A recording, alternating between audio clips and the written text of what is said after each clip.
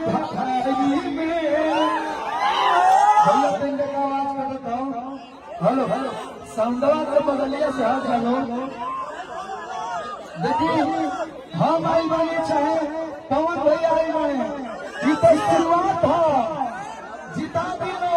ये जो फिल्म के शूटिंग हो गई काहे कि नेता जीत के दिल्ली बॉम्बे ना जाए हैं ये जो काटे में रही है वो हम रही है संसद भवन जाके जनता बोली है बड़का भाई बिजताई राजनीति के नाथ को लगा के साहब अब उस राजा के आगे कहा जाना आज तक केहू बजाना पलसता जाए भोजपुरिया सोर सम्राट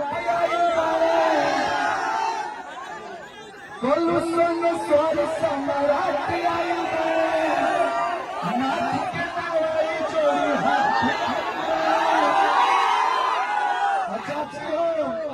हमें भौजी लगाई बुलाए के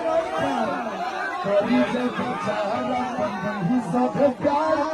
लड़े खातिर कौन भैया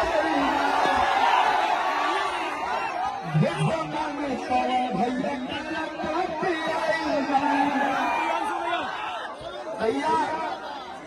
मैंने हमारे भाई बहन चाची लोग बड़ी हो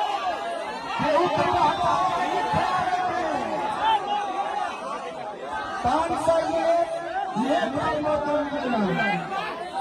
दिमाग में नदिया के सुने के बाद